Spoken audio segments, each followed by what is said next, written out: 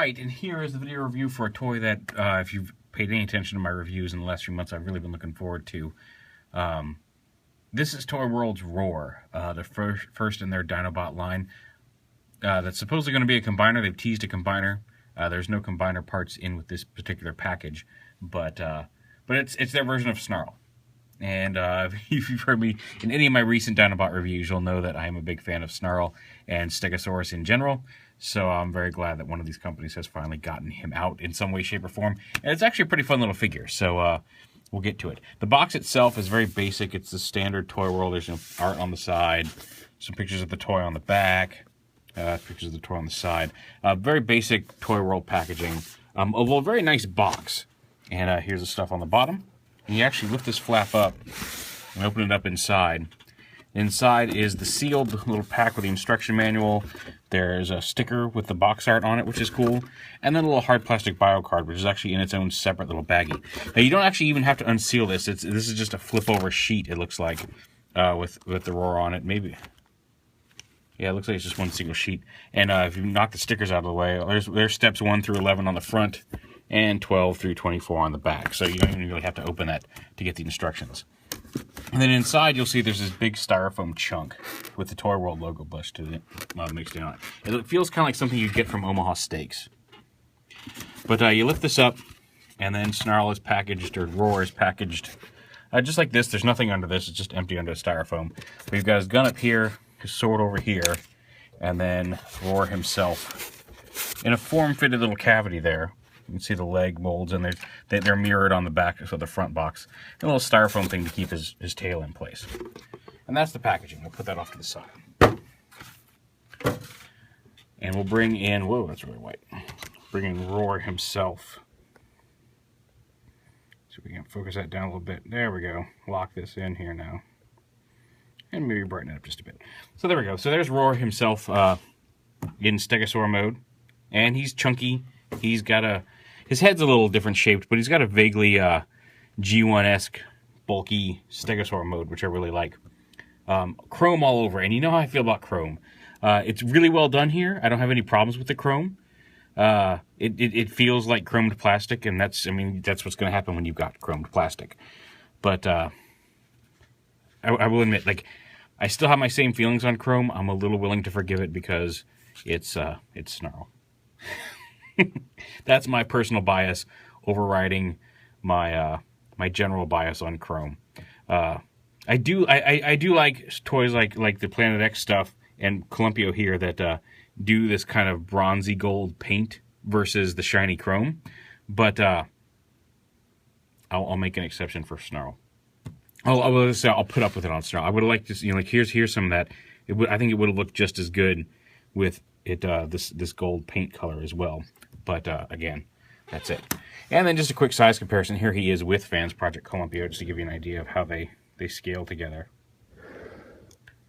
So we can get around from the front too. So comparatively, either Columpio's a small brachiosaur or Roar is a giant Stegosaurus. I'm okay with either one. But yeah, and there he is in dinosaur mode. Now his sword actually, if you split the tail, you'll see there's even there's actually a molded slot for it on both sides. The sword actually plugs into the tail. And it's not nearly as, when I first saw pictures of it, I wasn't thrilled with it, but it's not nearly as obtrusive as I thought. It does add some red to the back of the tail, but for some reason, the earlier pictures I saw made it look like it stuck out a lot farther than that. And it really doesn't disrupt what's already there with the tail. So I'm okay with it. The gun itself plugs into the back here between the blades. Or the fins, the spine things. And speaking of the posability, he's got he's got like a clicky hip here, very tight clicky ratchets here on what become his elbows. Just a hinge joint here, tight hinge joint. Articulation here, a little bit in the dino foot as well. This little dino foot can bend a little bit, as can this one. And then his mouth does open. Because his head splits, the mouth is in separate parts, but they tend to open together. But yeah, so he's got an opening mouth. And every one of these fans or fins on his back, there's a term that there's a word I'm looking for there, and I can't think of it, is on a ball joint. Which, on the one hand, I question because I don't know why felt the need to put them on a ball joint, but it does let you position them however you would like to see them. If you want to stagger them or alternate them or have them go straight, like the old G1 toy, or just kind of angle them out a little bit, it's up to you. They're varying degrees of tightness. There's a couple that are a little looser than the others. They're all in very solidly. You can see I'm picking them up by them, and there's no issues there.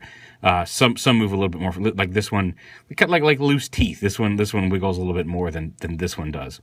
But they're all, like I said, they're all in there very, very solidly, and they're not gonna, there's not gonna be any issues there. But just know that there are some little variances in how easily they move.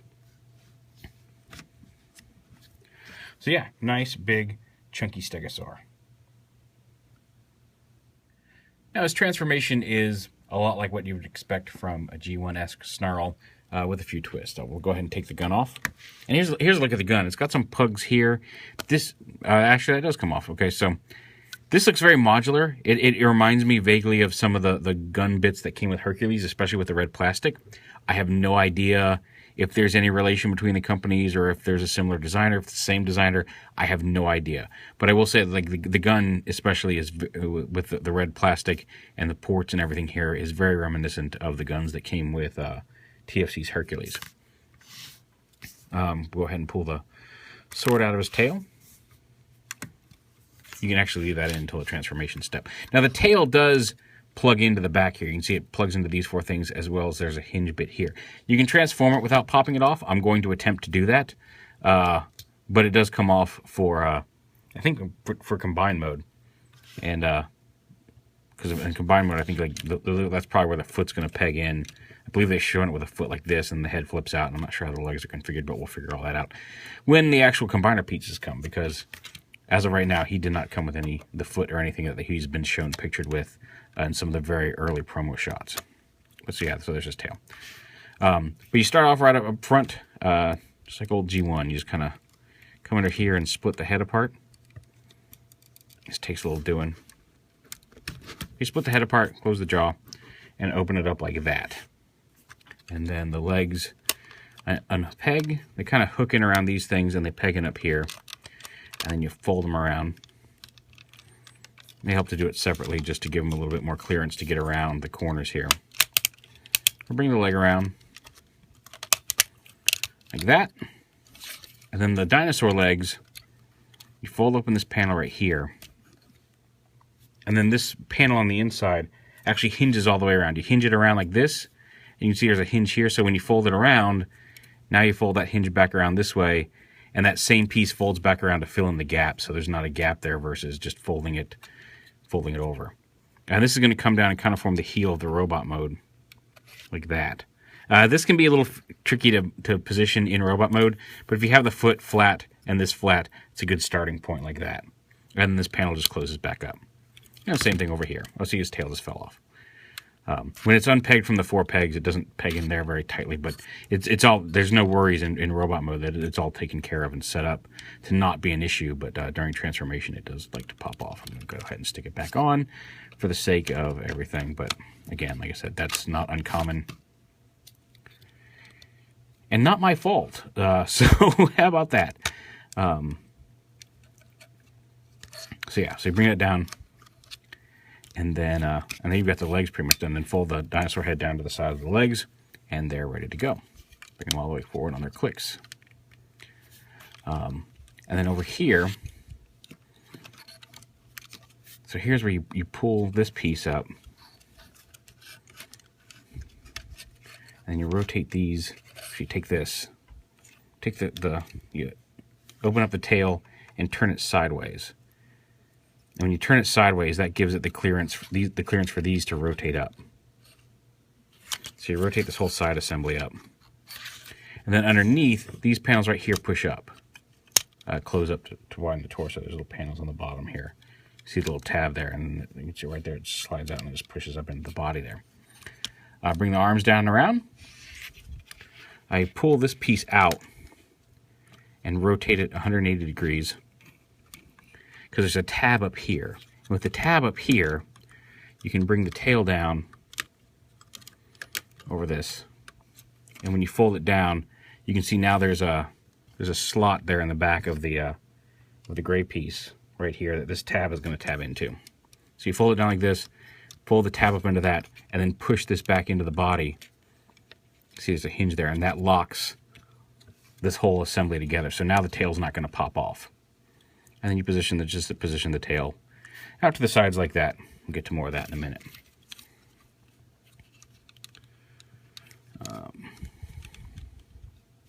Then the arms come out. So let me get them standing here. There we go. And we'll come up here to the top of the body. And let's see if we can't brighten this up a little bit so you can see what's going on. Chrome's really knocking everything off, perspective-wise. But, so yeah, these come up, and then the shoulders, like you said, they were down here like this for dinosaur mode. They actually come up and then just kind of hinge around there to raise the shoulders for robot mode. And you just come under here and flip out the hands.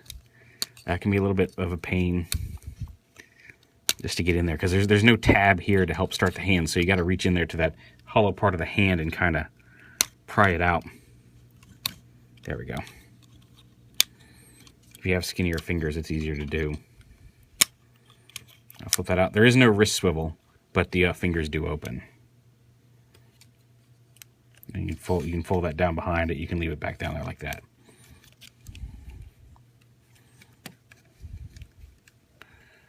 All right, come on. All right, there's the hands. Position the tail. And then right here, you just open this panel up on the front. Flip his head up. Close it up. And again, he's got these really tight elbows, so he can actually support his weapons very nicely. Bring the shoulder up. And there he is in robot mode. Give him his gun. And even with the fingers open, his hands are kind of designed. The thumb and the palm hold the gun. So even with the fingers wide open, he holds his weapons way more securely than Columpio does, which is like my one real big issue. I guess my one not minor issue with Columpio. It's not a major issue, but it's not... I do wish he could hold his stuff better. And these can hinge up. You can have these sitting straight up. You can angle them up however you wish on the tail pieces. But yeah, there's a very dynamic looking snarl. Very, he's G1-esque. I like his dinosaur mode, and just a really nice bulky, like what I want a Dinobot to be. He's cool. I like him. Maybe a little oversimplified, especially in the chest area. Like, it's very bland here. I did bring several different kinds of repro labels that I'm going to... This is actually just an old Sandstorm sticker sheet. But just to see what fits under there. Because on this smoky clear piece, it's pegged through. You can see the 4 pegs here. But it's not glued in or anything. I would be very careful doing it. Because, again, you don't want to risk snapping off one of these tabs. Because they are what holds it in. You could always glue it into place if you did. But you can kind of push those through. Just be gentle with it. You can push those through, and that pries this out, and you can get this. You could pull this smoky piece off and put an. There's a spot under there that an Autobot sticker will fit very nicely in. I've seen several pictures where people have done it. I am very likely going to do it to mine, just to give you an idea. But yeah, so that's just how you do that. So I'll get him standing here. And size comparison wise, I know I'm going to catch some flack for who I've got to compare him with and all that jazz, but I do have a couple figures to compare him with. These are the ones that I wanted to show him off with, recent figures. Here he is, again with Columpio. And even though they're two different companies, they look... I think they look pretty nice together. I wish I'd grabbed the exclusive version of Columpio, who does have the shiny gold and might match him a little better. But you get an idea of how they look like together. Aesthetically, when you start really looking closely, you can see some of the aesthetic differences between the two. But they don't look bad together on a shelf for right now if you're just trying to get all the Dinobots. And you could almost have... If you get Fans Project Kubra, I think is the next one out, and maybe out soon. It may even be out at TFCon, for those of you who are at TFCon this weekend. who might be watching this. Although if you're watching this at TFCon, why? Like, go find some friends. Like, go have fun at the convention. Don't watch me. But and if you are there, I hope you're having a good time. Like, I really wish I could have been there this year, but just did not work out time-wise. But yeah, so but you could have him, and I should have brought Planet X's Kalis as well. If you use the Fall of Cybertron Grimlock, Planet X's Kalis, Roar, Columpio, and whichever company gets a slag out next, and it looks like Kubar is out soon. You could have a reasonably scaled, I guess Kalis is going to be a little shorter, but he should be a reasonably scaled set of Dinobots on your shelf that, obviously not the same aesthetic across all 5 of them, but might look good together. So, but yeah, so there he is with Columpio. Here he is with the, it's the Takara version, but here he is with the first edition, or not first edition, the Evasion Mode Optimus Prime. So you can see he's not teensy. He's, everyone does really make it, like, his head looks very small in this thing, and like, it is smaller. He does have like giant bulky proportions, but in the camera perspective is doing something, because his head doesn't look, looking at the screen, his head looks very teensy, and it's not nearly as disproportionate as the camera seems to be making it look here. At least it doesn't visually seem that way to me. But just, you see, he's a biggish, he's like an old school Voyager, or maybe even old school Ultra Class. Like, he's nice, big, bulky, beefy guy, and he's got some decent ratchets and stuff on him. Just to give you an idea of how big he is. Like I said, there's no wrist swivel. He does have a ball-jointed head. He's got the universal shoulders. He does have a bicep swivel. He's got those really nice, strong, almost too strong, clicky ratchets at the elbow. He does have a waist swivel. Universal hips. And again, there's this, and there's his straight-legged pose is not that bad. It's not as bad as it could be, but it looks a little stiff. And then the next pose out is this, which is maybe a little wider than I'd like, but not, it's not ridiculously so. See if I can get him to, see, like I said, these dino legs can be a little bit of a pain to get to support him his heels when you start fiddling with them. But yeah, so there's that. He's got the knee joints, and then he does have, his foot joint does rotate this way as well as this way, so you've got some range of motion for posing, as well as all of those plates which you can adjust to your liking, so they all line up the way you want to. But yeah, this is a nice solid Snarl, and admittedly, I am a little biased. I like Snarl.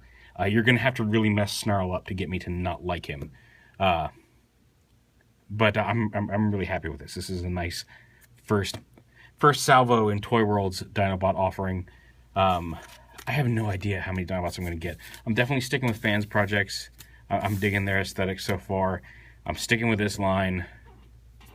MP Dinobots, there's like 3 companies doing those, and I don't know if I've really settled on one. I'm really waiting to see what Gigapower has with their gutter before I commit to one line or the other. I really like Gigapower Snarl versus what we've seen of Fans Toys, but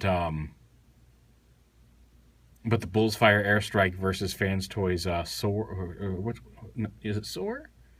I'm still not sure how I feel. Like both of those have some pluses and minuses for me. I haven't really decided on which one of those I like better. And of course, Scoria is the only slag out so far, so I don't have any opinions there.